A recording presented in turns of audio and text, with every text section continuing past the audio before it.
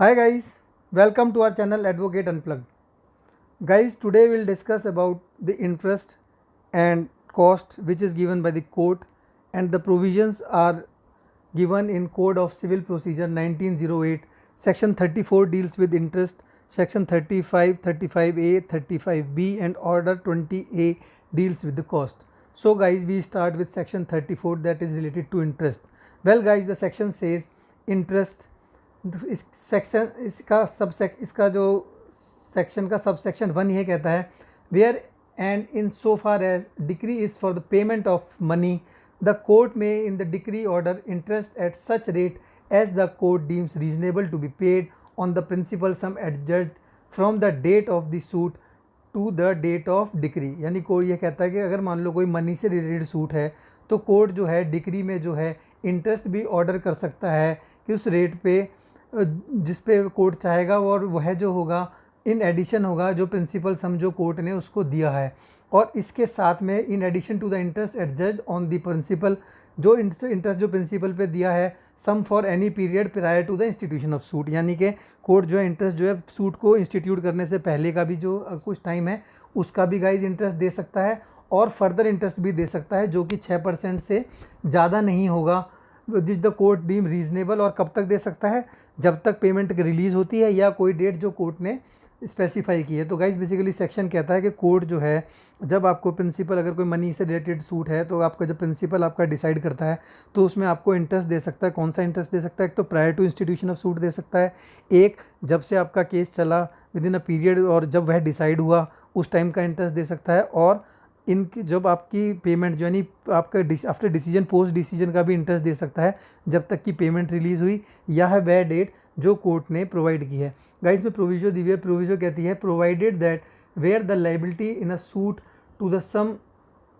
Liability in relation to the sum so adjusted has arisen out of a commercial transaction the rate of सच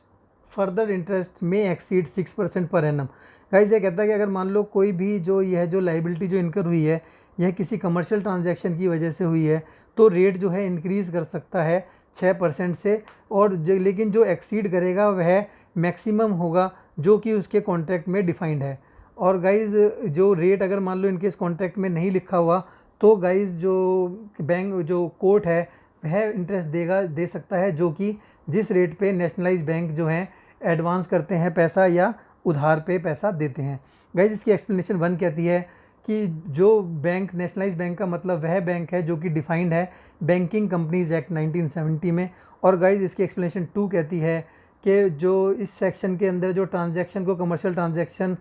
कहा जाएगा अगर वह related होगी industry trade और business उस party के जिसको की लाइबिलिटी जिसने इनकर की है। गाइज इसका सबसेक्शन 2 कहता है where such a decree is silent with respect to the payment of further interest on such principal sum from the date of the decree to the date of payment or other earlier date, the court shall be deemed to have refused such interest and a separate suit therefore shall not lie। Guys यह कहता है कि basically अगर मान लो decree में court ने नहीं specify किया कि एक इंटरेस्ट देना है या जो इंटरेस्ट जो दिया जाएगा वह कहाँ कब इंटरेस्ट देना है या नहीं देना, या उसमें डिग्री में नहीं साइलेंट है डिग्री इंटरेस्ट के बारे में, तो इसका मतलब यह है कोर्ट ने जो है वह इंटरेस्ट नहीं दिया है और इसको लेकर जो है कोई और सूट जो है फर्दर लाई नहीं करते, यानी कि आप उसके लिए दोबारा से जो है कोई केस फाइल नहीं कर सकते हैं। गाइज अब हम बात करते हैं section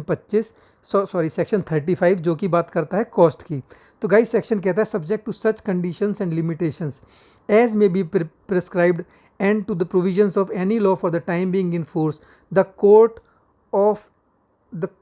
cost of and incident to all suits shall be in the discretion of the court। यानी क्या कहता है कि अगर मान लो कोई इस एक्ट में जो प्रोविजंस हैं उसके सब्जेक्ट या कहीं कोई लॉ में कुछ दिया हुआ है कोई प्रोविजंस उसके अगर उसको सब्जेक्ट करते हुए कोर्ट के पास जो है पूरी पावर है या डिस्क्रिशन है कि कोर्ट जो है कॉस्ट जो है वह दे सकता है। Incident all suit shall be discretion of the court, यानी कोर्ट के पास डिस्क्रिशन है कॉस्ट देने की। And the court shall have further power to determine by whom or out of what property and to what extent such cost are to be paid. और court के पास पूरी पावर है यह बताने की या डिटरमाइन करने की कि किसकी प्रॉपर्टी में से कॉस्ट दी जाएगी, कौन कॉस्ट देगा, क्या कॉस्ट की एक्सटेंट होगी और जो भी डायरेक्शन इससे रिलेटेड है वह जो है कोर्ट जो है पास कर सकता है। The fact that the court has no jurisdiction to try the suit shall be no bar to the exercise of such power. Guys basically यह कहता है कि अगर मान लो कोर्ट के पास जुरिस्डिक्शन भी नहीं है ट्राई करने की, जुरिस्डिक्शन मान लो सपोज पेक्यूनियरी जुरिस्डिक्शन नहीं है या टेरिटोरियल जुरिस्डिक्शन नहीं है, तब भी वह जो कोर्ट है वह जो है कॉस्ट लगा सकता है। गाइज सबसेक्शन 1 कहता है कि इस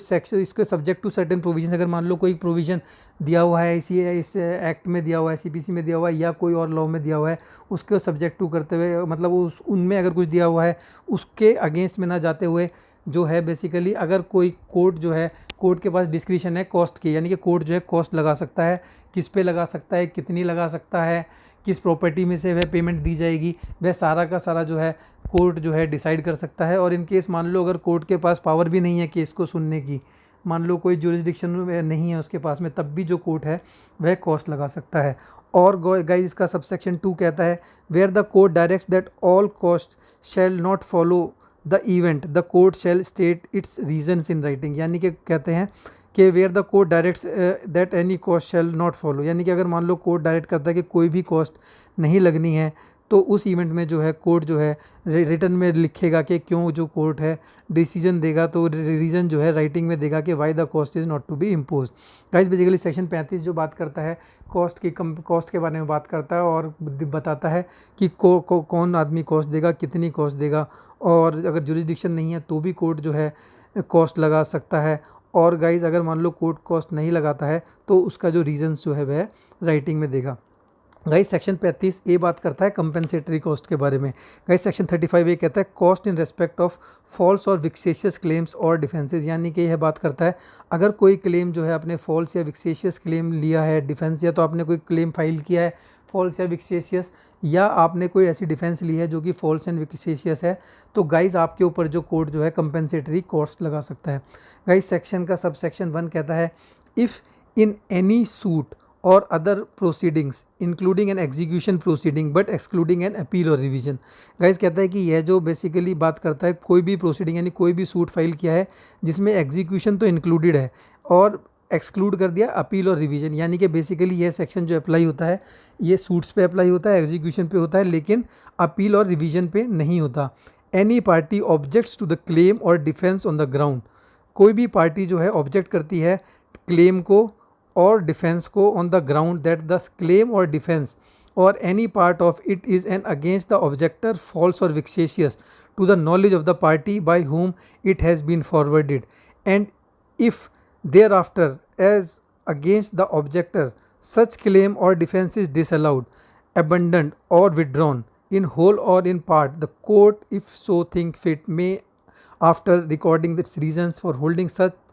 claim or defense to be false or vexatious, make an order for the payment of the payment to the objector by the party by whom such claim or defense has been put forward of cost by way of compensation। भाई basically ये कहता है अगर मान लो कोई false or विक्सेशियस claim आपने किया और अगर मान लो वह प्रूव हो गया कोर्ट में कि भैया फॉल्स एंड विक्सेशियस था जिसने ऑब्जेक्शन ली थी और यह प्रूव हो गया कि फॉल्स, तो जो है कोर्ट जो है आप कंपेंसेटरी कॉस्ट लगा सकता है और अपोजिट पार्टी को जो है कंपेंसेटरी कॉस्ट दे सकता है, क्योंकि उसका भी टाइम ख़राब हुआ, उसके साथ भी जो है फॉल्स और विक्सेशियस जो है केस चला, तो कोर्ट जो है कंपेंसेटरी कॉस्ट जो है अपोजिट पार्टी को दे सकता है। गाइज अब हम बात करते हैं sub section 2 of section 35A। Guys ये कहता है no court shall make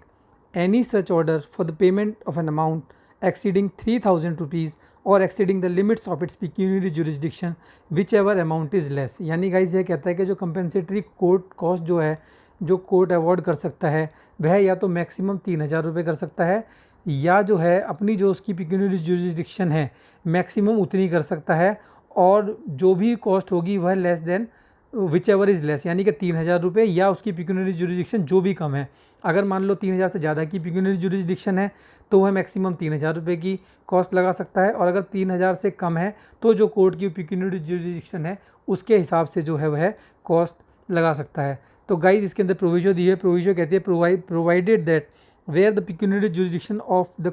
jurisdiction of any court exercising the jurisdiction of court of small cause under the Provincial Small Cause Court Act 1887 or under a corresponding law in force in any part of India to which the said act does not exceed,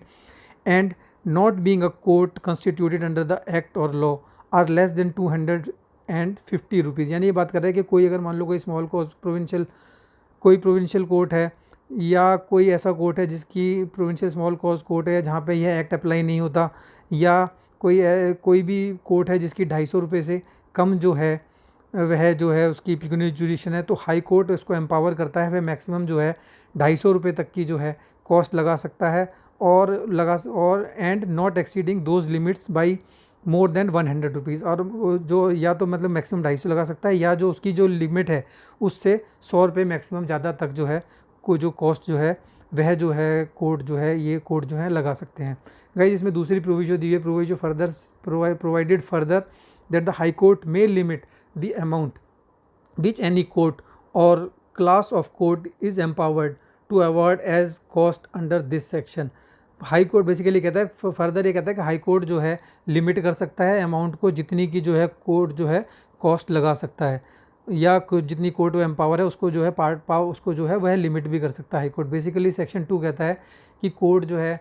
वह जो है आपके ऊपर जो compensatory cost लगा सकता है या तो 3000 रुपये लगा सकता है, या जो उसकी पिक्यूनियरी जुरिडिक्शन है उसके हिसाब से लगा सकता है। अगर मान लो पिक्यूनियरी जुरिडिक्शन 3000 से ज़्यादा है तो वह आप पे कम कॉस्ट लगा सकता है, मतलब 3000 ही मैक्सिमम लगा सकता है। और अगर मान लो पिक्यूनियरी जुरिडिक्शन कम है तो जितनी उसकी पिक्यूनियरी जुरिडिक्शन है उसके हिसाब से जो है कोर्ट कॉस्ट लगा सकता है। प्रोविजन में कहते हैं अगर मान लो 250 रुपये से भी कम जो अगर मान लो उसकी जुरिडिक्शन है तो जो है सब्जेक्ट वो मैक्सिमम 250 रुपये लगा सकता है या 100 रुपये लगा सकता है, या 100 रुपये से ज़्यादा एक्सीड नहीं कर सकता जो कि उसकी पिक्यूनियरी जुरिडिक्शन है। और कहता है कि हाई कोर्ट के पास पावर है वह जो है आपकी लिमिट कर सकता है कॉस्ट लगाने की पावर को। गाइस अब सबसेक्शन 3 की बात करते हैं। सबसेक्शन 3 ऑफ सेक्शन 35 ये कहता है no person against whom an order has been made under this section shall by reasons thereof be exempted from any criminal liability in respect of any claim or defenses made by him। ऐसे कहता है अगर मान लो किसी पे compensatory cost लग गई तो इसका मतलब ये नहीं है अगर मान लो उसके कोई खिलाफ कोई क्रिमिनल लाइबिलिटी है तो वह उससे एग्जेम्प्ट हो जाएगा, चाहे वह डिफेंस की क्लेम में या डिफेंस में बेसिकली, या अगर मान लो जो कंपेंसेटरी कॉस्ट इस पर लगी तो उसकी जो क्रिमिनल लाइबिलिटी जो है वह ख़त्म नहीं हो जाती। गाइस का सबसेक्शन 4 कहता है the amount of any compensation awarded under this section in respect of the false or vexatious claim or defense shall be taken into account in any subsequent suit for damages or compensation in respect of such claim or defense। ये कहता है कि अगर मान लो कोई compensation जो award की इसके अंदर और मान लो कोई केस फाइल करते हैं फॉर डैमेजेस और कंपेंसेशन में, तो यह जो भी जितना भी कंपेंसेशन मिला है वह जो है कोर्ट जो है उसको जो है वह जो आप पार्टी है वह जो अगर कोई सब्सिक्वेंट केस फाइल करती है तो उसमें जो है क्लेम और डिफेंस में इस बात को ले सकती है कि ऑलरेडी उसके ऊपर इतनी कॉस्ट लग चुकी है। गाइस अब हम बात करते हैं सेक्शन 35B की।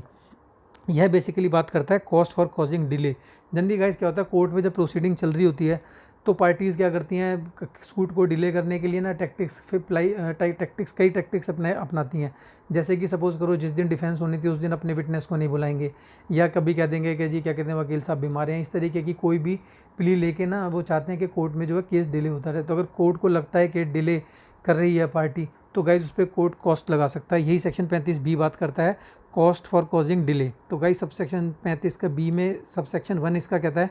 If on any date fixed for hearing of a suit or for taking any step therein a party of the said suit। यानी कहता है कि अगर मान लो जिस दिन कोर्ट में हियरिंग होनी थी या कोई स्टेप्स लेने थे उस दिन अगर मान लो जो पार्टी है वह fails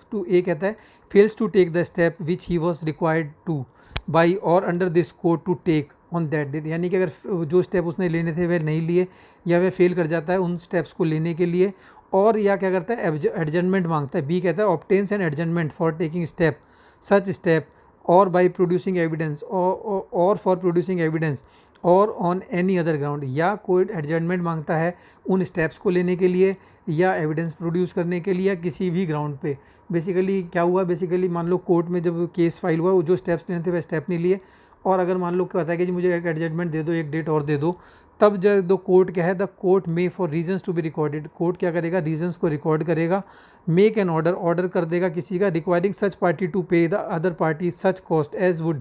in the opinion of the court be reasonable, sufficient to reimburse the other party in respect of the expenses incurred by him in attending the court। तो कोर्ट क्या करेगा, दूसरी पार्टी क्योंकि उसको लॉस हुआ वह आई, अपने वकील को लेके आई, तो सब कुछ उसने वहाँ पे कोर्ट पे डेट पे प्रेजेंट है, तो कोर्ट क्या करेगा, जो अपोजिट पार्टी है उसको जो है रियम्बर्स करने के लिए कॉस्ट, रीजनेबल कॉस्ट लगा देगा, और रीजंस को रिकॉर्ड करते हुए कि भाई इसके ऊपर इतनी कॉस्ट लगनी चाहिए, और जो है नेक्स्ट डेट जो है कोर्ट दे देता है।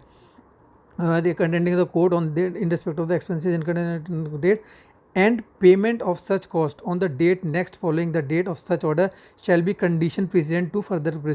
prosecution। भाई गाइस बेसिकली कहता है कि अगर मान लो एक तो पे और जो है जो केस जो है अगली डेट पे अगर आपने चलाना है तो आपको जो है वह पहले पैसे देने पड़ेंगे, अदरवाइज आपका जो है केस नहीं चलेगा, जो आप पे कंपनसेटरी कॉस्ट लगाई है वह आपको देनी पड़ेगी। सबसेक्शन ए कहता है the suit by the plaintiff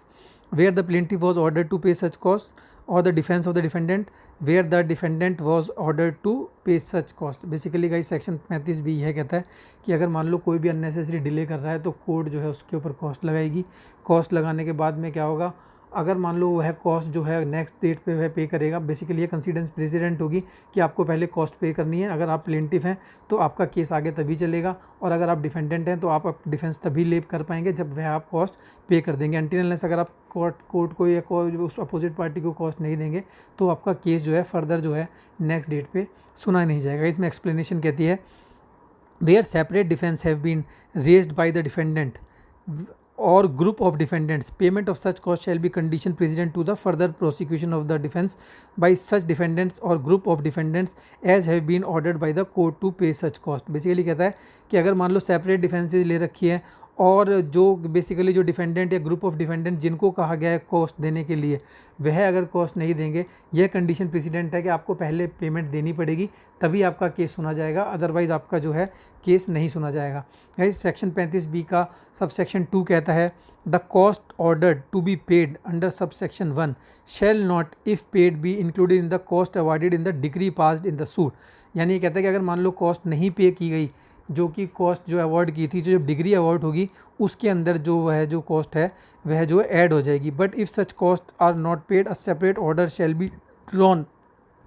up indicating the amount of such, और सेपरेट ऑर्डर किया जाएगा जो कि इंडिकेट करेगा कि क्या कॉस्ट थी, and the name and address of the person by whom such cost are payable, और उस आदमी का नाम और एड्रेस जिसने वह कॉस्ट देनी है, and the order so drawn up shall be executable against such person, और वह जो ऑर्डर जो है जिसके अगेंस्ट कॉस्ट दी है वह उसमें एग्जीक्यूट किया जाएगा। गाइज यह बेसिकली सबसेक्शन 2 कहता है कि अगर मान लो कॉस्ट जो है पे ही नहीं होती है तो जब कोर्ट जो ऑर्डर करेगा, फाइनल ऑर्डर करेगा, तो उसमें मेंशन करेगा स्पेशली कि भाई इतनी कॉस्ट लगी थी और किस पार्टी ने देनी थी, क्या उसका नाम है, क्या एड्रेस है, और वह भी जो है एग्जीक्यूटेबल होगी। बेसिकली जैसे कि एग्जीक्यूशन होती है वह भी एग्जीक्यूट कराई जा सकती है। गाइज अब हम बात करते हैं सेक्शन ऑर्डर 20A के बारे में। गाइज ऑर्डर 20A कॉस्ट की बात करता है। यह कहता है provisions relating to certain items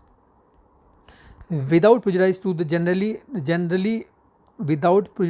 to the generality of the provisions of this code relating to cost, the court may award cost in respect of। ये कहता है कि जो कॉस्ट का जो प्रोविजंस भी दे रखे हैं उसको ना इफेक्ट करते हुए कोर्ट जो है और भी कॉस्ट दे सकता है। वह कौन कौन सी कॉस्ट है गाइस, फर्स्ट ऑफ ऑल बात करता है, ए कहता है expenditure incurred by the given for the giving of any notice required to be given by law before the institution of the suit. यानी कि अगर कोई नोटिस देने में, अगर कोई नोटिस देना ज़रूरी है को सूट को इंस्टीट्यूट करने से पहले, और उस नोटिस को देने में जो कॉस्ट या एक्सपेंडिचर लगा उसकी कॉस्ट दे सकती है। और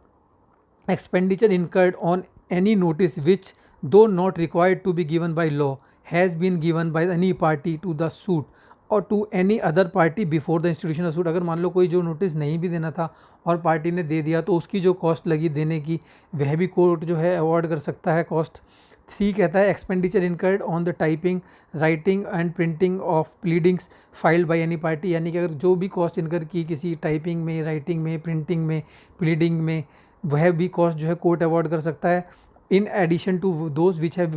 वी हैव ऑलरेडी डिस्कस्ड। और इसकी सब क्लॉज डी कहती है कि charges paid by the party for inspection of the records of the court for the purpose of the suit. यानी किसी पार्टी ने अगर कोई रिकॉर्ड्स को इंस्पेक्ट किया, यदि फाइल वगैरह इंस्पेक्ट किया, कोई भी रिकॉर्ड इंस्पेक्ट किया, तो उसके अंदर जो उसकी कॉस्ट लगी वह भी कोर्ट अवॉर्ड कर सकता है। Expenditure incurred bye a party for producing witnesses even though not someone through the court. यानी कि अगर मान लो कोई विटनेस जो बुलाया गया, जो कि कोर्ट ने भी नहीं कहा था, लेकिन उसको लेके आए, तो उसका जो एक्सपेंडिचर लगा वह भी कोर्ट जो है अवॉर्ड कर सकता है। एफ कहता है in the case of appeals, अगर अपील्स हैं, charges incurred by a party for obtaining any copies. यानी कि अगर मान लो अपील फाइल करनी है तो जो सर्टेन कॉपीज़ लेते हैं, जजमेंट की कॉपी ली, डिक्री की कॉपी ली, जो कि ज़रूरी हैं केस को फाइल करने में, जो भी अपील को फाइल करने में, मेमोरेंडम ऑफ अपील को फाइल करने में, वह कॉस्ट भी जो है कोर्ट जो है अवॉर्ड कर सकता है। गाइज इसका ऑर्डर 20A का सबसेक्शन 2 कहता है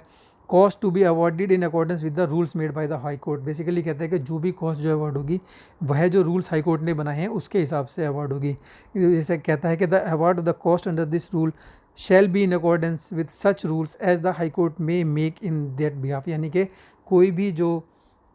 कॉस्ट जो अवॉर्ड होगी वह हाई कोर्ट ने जो रूल बनाए हैं उसके हिसाब से अवॉर्ड होगी। तो गाइज आज हमने देखा कि जो इंटरेस्ट जो है किस तरीके से इंटरेस्ट दे सकता है, कौन मतलब इंटरेस्ट जब डिग्री पास होती है तो कौन कौन सा इंटरेस्ट दे सकता है, केस को फाइल करने से पहले का, जब केस चला, या केस के बाद में कब तक का इंटरेस्ट दे सकता है। या कोई कॉस्ट की बात हुई कि अगर कोई कॉस्ट देनी, किसी के ऊपर कोर्ट कॉस्ट इम्पोज करता है तो उसको कॉस्ट पे करनी है। कंपेंसेटरी कॉस्ट जो है बेसिकली वह क्या होती है, और इन एडिशनल जो कॉस्ट है जो ऑर्डर 20A में दिया है वह सारा का सारा गाइज हमने आज डिस्कस किया। अगर आप लोगों को आज को वीडियो अच्छा लगा हो तो guys then I will request you to please subscribe and share my channel. Thank you guys.